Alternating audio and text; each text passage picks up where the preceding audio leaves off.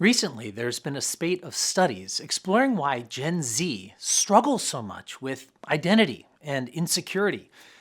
While experts argue about the sources of this problem, there's widespread agreement that this generation is beset by an identity crisis, fueled by insecurity about who they are, the way they look, what they have to offer, and whether they're loved. This problem may be more pronounced for Gen Z, but it's certainly nothing new. I'm old enough to receive offers from the AARP, but I've struggled with the same things, and sometimes I still do. And I've been a pastor long enough to see people from every living generation whose secret insecurity quietly compels them to say and do things they regret and don't understand, because it came from somewhere so deep in their souls that they can't see it easily. So while I agree it's serious, I'm not sure insecurity about our identity and value is a Gen Z problem as much as a human problem that Gen Z is simply more honest about. Right now, we're in a sermon series called Deep, in which we're trying to dig past the superficial stories we tell ourselves to uncover some of the hidden hurts and sins that we may not see, but that quietly control us and keep us from fully experiencing or extending genuine love. Those go together. Until we know that we are loved, we won't be able to truly love others. We can be nice to them in a way that influences the way they treat us, but that's not love. It's manipulation. Real love requires being loved so that I have something to give rather than desperately trying to get love from everyone else. For example, last week we met King Saul, who was definitely not Gen Z, but whose hidden insecurity and compulsive thirst for approval ruined his relationship with God and ruined his life. It may seem weird that someone like Saul would feel insecure. I mean, he was handsome, tall, he'd been chosen by God to lead the nation, but inside, he felt small.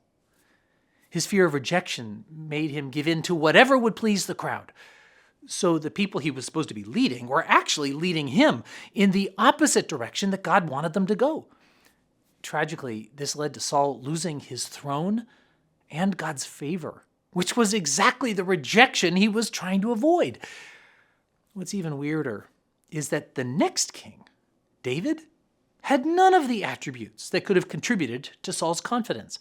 And yet David, despite his many shortcomings, and despite receiving shade from almost everyone, including his own dad, for some reason, David was not insecure.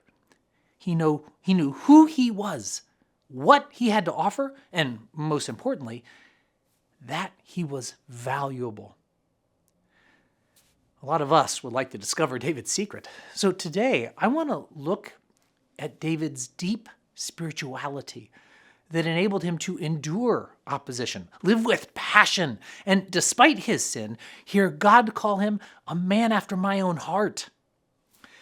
Unfortunately, David's secret remained secret from me for far too long. You may not see that because on the surface I seem so confident, but deep inside, I often feel inadequate and afraid, a lot more like Saul than David. As a teen, I discovered that when I was mindlessly myself, I was often criticized for being too much, too loud, too messy, too rough. So I learned to rein myself in, to seem smaller, and to perform in order to be accepted. A lot of you learned that too. People often remark about how many smart and successful people there are in Boston, but I'm not sure we're smarter than others, just more afraid of failure. So we've gone to extremes to prove ourselves by achieving at the superficial things, like work or school or appearance, but often at the expense of deeper things, like relationships, spiritual vitality, or authentically being whatever God created us to be, because we're afraid that whatever God created us to be may not be enough. That fear explains why I felt so insecure at orientation day for graduate school. New students were asked to sit in groups of 7 or 8 and introduce ourselves. I don't mean to be boastful, but at first I worried that I might intimidate the rest of the group, because after leading the largest college fellowship on the East Coast, I started a youth ministry that quickly became several times the size of the average American church. I was already fluent enough in ancient Hebrew and Greek to receive invitations into the exclusive rapid reading classes in both languages. That may not earn points anywhere else, but I thought it would earn some serious street cred at divinity school. But not that I needed any outside validation, of course, because I was a treasured child of God, or at least that's what I told myself, until the other people in the circle started sharing. The first guy led a successful law practice, but he was now pursuing a second master's degree that would help him negotiate international peace treaties across religious divisions. The next woman didn't need any introduction because she was a famous TV news anchor whom everybody already knew. The third person introduced himself nonchalantly as one of the founders of Earth Day. So I shot a glance at his name tag and realized it's really him. Somehow, starting a youth group didn't seem so impressive anymore. And I was flooded with a sense of insignificance and shame. I was a nobody. As others went around the circle, I scrambled frantically for ways to make my achievements sound more impressive, which was surprising, because I'd always taught my youth group that God just wants us to be whatever He made us to be so that we can do whatever He designed us to do. It doesn't matter if it's important in the world's eyes, because it's important in God's eyes. Well, that's what I'd said anyway. But within a matter of minutes in that circle, my whole life started to seem so small and silly. Who am I? I don't measure up. I don't belong here. I felt that same insecurity as a parent. The day we brought home our first son, I wondered who was dumb enough to trust us with an infant. I should have been required to pass some kind of test or get a license before they trusted me with a real baby. I had no idea what to do, and I wondered if everybody else could see how incompetent I was. Every time we reached a new parenting stage or challenge, I felt that same incompetence. I don't know what to do, but how is it that every other parent seems to?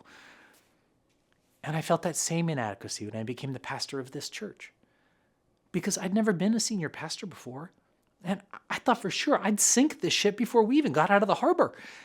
And I still feel that way sometimes. Whenever someone criticizes me, it taps into my childhood fear that who I am is inadequate. I'm guessing that most of you have felt that way too. All of us have had moments when our families, friends, teachers, employers, certainly advertisers, imply that we're not smart enough, spiritual enough, playful enough, prayerful enough, fit enough, funny enough, humble enough, confident enough, attractive enough, athletic enough, artistic enough, enjoyable enough. We're not enough. A woman I know received cosmetic surgery when she was 9 years old as a gift from her parents, but she immediately recognized the real meaning.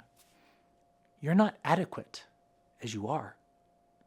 And that message burrowed deep into her soul and has contaminated every relationship ever since, including with God. What's the message that you've heard? How is the way that God made you not good enough? In what ways are you trying to prove that you're valuable or lovable by meeting someone else's expectations, achieving, sticking out, or fitting in? Young David heard those same messages. He was the youngest of 8 sons. So he was left at home to tend sheep when his older brothers were sent out to fight in Israel's army. I've mentioned before that tending sheep was dirty and dangerous work, requiring people to sleep outside among smelly sheep and fight for their lives against ferocious predators. So shepherds were on the bottom of the social totem pole. But that's what David did, while his brothers got to be war heroes. Even worse, when the prophet Samuel asked to meet Jesse's sons, because God had chosen one of them as the future king, Jesse, David's own dad, assembled every other son but didn't bother to invite David because clearly it couldn't be him. He was belittled by everybody. Today's story opens up with a common scene in ancient warfare in which two armies stood on hills looking down over a valley where the battle would take place. We usually imagine the armies spilling out in a chaotic melee like we see in Braveheart, but often conflicts would be resolved through representative combat, in which the mightiest warrior from each side would face off in a winner-takes-all fight to the death. It's like combining a UFC cage match with a modern sudden death shootout to resolve a tie game. As the two teams look on, one shooter and one goalie determine the outcome of the entire game. In these situations, the Israelites usually had an ace in the hole because King Saul towered over everyone else and terrified his enemies just by stepping onto the battlefield. But this time, Saul had more than met his match, as the Philistines put forward a true giant, Goliath. Traditionally, Goliath had been thought to be between 9 and 9.5 feet tall, but recent archaeological discoveries in the Dead Sea Scrolls have helped us better calculate the size of a cubit, suggesting that he may have only been about 6'8". So Celtics fans think Jason Tatum rather than Taco Fall. But still, in an era where the average man was 5'3", 6'8" would have made him a giant, even compared to Saul. And beyond his height was his incredible strength. His armor alone weighed more than the typical man. He was terrifying. So Saul and all the other soldiers were afraid to face him. They weren't enough. Eventually, David's dad sent him to bring snacks to his brothers at the battlefront. But when David arrived, he heard Goliath's threats, which caused everybody to scatter in fear, everyone except David, who started asking why no one was taking that fool down. And that's when the problems began. When Eliab, David's oldest brother, heard him speaking with the men, he burned with anger at him and asked, "Why have you come down here? And with whom did you leave those few sheep in the wilderness?" Did you hear that dig against David? Shaming him in front of everyone? You're no warrior. You're just a smelly shepherd boy. David's own family were the first people to tear him down. Some of you had parents or siblings who did that same thing. Maybe they criticized your appearance, performance, or personality. It was never good enough. They insisted that if you wanted to be accepted, you needed to achieve. You needed to change. You'll never change. Many of us still believe that we need to achieve or change to be acceptable. So we can't believe that anybody would actually love us as we truly are, even God. We've learned to hide, please, and pretend because we don't believe we're enough. It would have been natural for David to shrink back in shame, but he wasn't dissuaded because he knew the gifts God had given him, even if others couldn't see it yet. But then David was brought to King Saul. Some of you know that I was named after Michelangelo's famous statue of David, which depicts the moment just before David struck Goliath. And I always assumed it was because my parents just knew that I'd share his chiseled physique and rugged good looks, but my mom eventually explained that it was because I was conceived during a trip to Italy. I'll leave it to you to figure out why this statue might have inspired such an amorous mood. Anyway, I've always loved this statue. But having seen it in person, there's something terribly misleading about it. The statue's so large, and it's placed on such a tall pedestal that you have to almost look straight up. And from that angle, the tall, muscular David seems rather imposing, almost intimidating. But Donatello's statue of David may be more accurate, because David was just a young teen, too young to join the army, had no hope of overpowering a giant. So Saul replied, "There's no way you can fight this Philistine and possibly win. You're only a boy, and he's been a man of war since his youth." Have you ever been dismissed like that? Told you weren't enough? You weren't smart enough, strong enough, attractive enough. Saul didn't know David at all. Yes, he was just a shepherd boy, but shepherds could be deadly. So David replied, "Your servant has been keeping his father's sheep. When a lion or bear came and carried off a sheep from the flock, I went after it, struck it, and rescued the sheep from its mouth. When it turned on me, I seized it by its hair, struck it, and killed it. Your servant has killed both the lion and the bear. This uncircumcised Philistine will be like one of them, because he has defied the armies of the living God." Finally, Saul relents, maybe because of David's confidence, or maybe just because nobody else is going to go against Goliath. I mean, certainly Saul doesn't want to do it. So what's it to him to sacrifice one insignificant shepherd boy? Then Saul dressed David in his own tunic. He put a coat of armor on him and a bronze helmet on his head. Now remember that King Saul is a foot taller than anyone else in Israel, and David's just a boy. So he must have looked ridiculous in Saul's armor, like a child dressing up in her parents' clothes. David couldn't even lift Saul's armor, much less fight with it on. He'd fall right over. But, Saul's the expert. He's telling David that this is the armor you need to be successful. It's just another way that David's being told that he's not enough. The world offers us so many suits of armor to hide behind because we're assured we're not enough on our own. And we believe it. So we put on masks to pretend we're someone we're not. We laugh at jokes we don't find funny. We dress to fit in. We say yes when we know we should say no. We hide behind the armor of an impressive degree, a solid resume, a certain income. We dress in a popular brand or associate with a certain group, even if it doesn't quite fit us. But young David resists that pressure. I can't go in these. This doesn't fit me. This is your armor. But it's only going to get in the way of doing what God designed me to do. David doesn't need to match Goliath's strength or use Saul's strategy. David knows who he is. So he took his staff in his hand, chose 5 smooth stones from the stream, and put them in the pouch of his shepherd's bag, and with his sling in his hand, approached the Philistine. Goliath looked over and saw that he was little more than a boy, glowing with health and handsome, and he despised him. "Come here," he said, "and I'll give your flesh to the birds and the wild animals."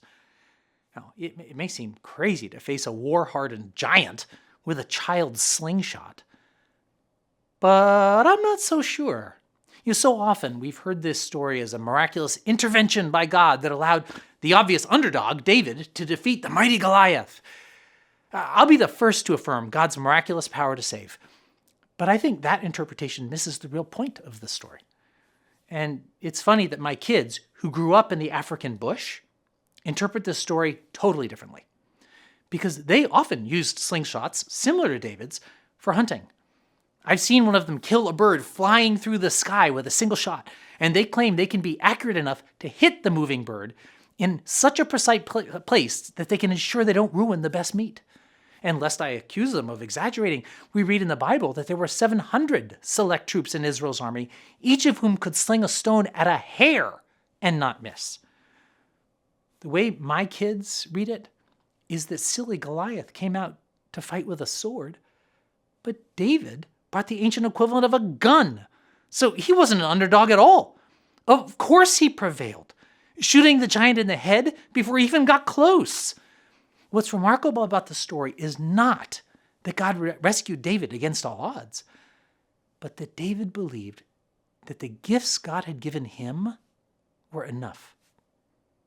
He didn't have to be as strong as Goliath or hide behind Saul's armor. He was just a shepherd. But that was enough for what God called him to do.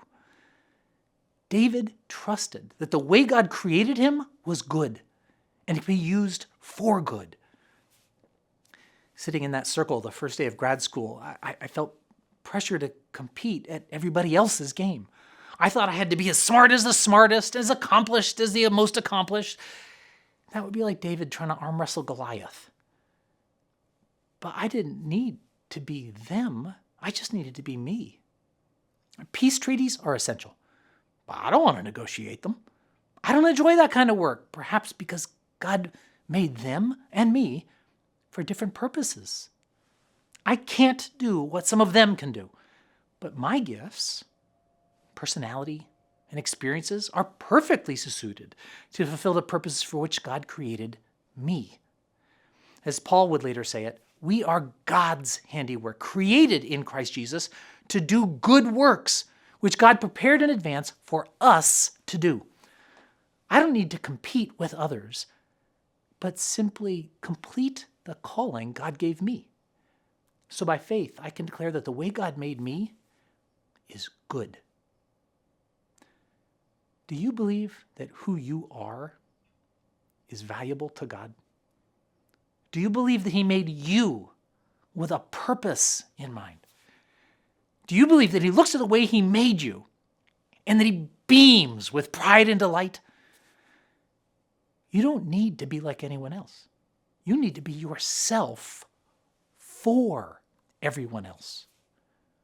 Offer yourself to God for the sake of the world, because you are what God made to accomplish part of His saving, serving, healing work in the world. To be clear, God doesn't just want to leave us as we are. God wants us to throw off the sin that gets in the way of being our best selves, including not only sloth and bitterness and greed, but also the insecurity that propels us to compete with other people instead of becoming whatever God created us to be. For some of us, that will require certain degrees or achievements in order to accomplish what God created us to do. But for others, those things are just a distraction from serving the way that God created us to. Too often we get them because we believe, falsely, perhaps because our parents believed it, that those things will finally give us value. But in an auction, like eBay, the value of an object is determined by only one person, the highest bidder. Something is worth whatever that person is willing to pay. And the God who created you knows what you're worth. So He was willing to suffer the shame and pain of the cross to buy you back again. Like David, Jesus stepped out in front to face our impossible enemies: fear, shame, sin, and death itself. Like David, people underestimated Jesus, even laughed at Him. But like David, Jesus knew who He was and what He could do. So while we stood back and watched, Jesus went toe-to-toe with death and defeated it. So you are not your own. You were bought at a price. And what were you worth to God? His own life. The cross declares how valuable you are. So what can we learn today from David? Despite all the voices insisting otherwise, we don't need to compare ourselves to anyone else or measure up to their expectations. I want to offer the best version of me for the sake of the world, so that I can play my small part faithfully. So often I felt inadequate as a parent because of my many imperfections and limitations that end up affecting my kids. I hate that. I love them so much. I want them to have the perfect parent. But surprisingly, I've discovered that even my imperfections can be a gift. Seeing my many limitations and mistakes frees them to be imperfect and incompetent as well. Hearing me acknowledge my weakness and need for others, as well as apologize when I hurt them, frees them to do the same. Because they're only people too. So being the imperfect parent that I am may end up being a greater gift than being the perfect parent I wish I were. Maybe I'm enough after all. And besides, they do have the perfect parent. No, I'm not talking about my wife, though she's close. No, God is their father. So I don't need to do what only He can do. I just need to do what I can do. And the same is true as a pastor. There are many better leaders, better preachers, better prayers. I wish you had Rick Warren or Tim Keller or Billy Graham as your pastor. Actually, I wish you had Jesus as your pastor, and I'm definitely not Jesus.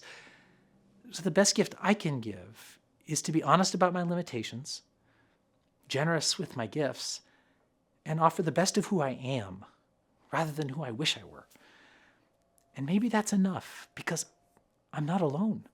Not only am I surrounded by a great pastoral staff, but because you do have Jesus as your pastor. His own Holy Spirit is right here with us, continually teaching and transforming us. So I don't need to be him. I just need to be me. So what could this mean for you? I hope you take two things away today. And the first one is that, like David, God didn't give you every gift, but God made you the way he did on purpose. You are the gift God wanted to give the world. So what could it look like to serve God as the healthiest, holiest, wholest version of you? So many of us try to arm wrestle Goliath or wear Saul's armor. Do you do that? Is there someone else you wish you could be so that you could have value?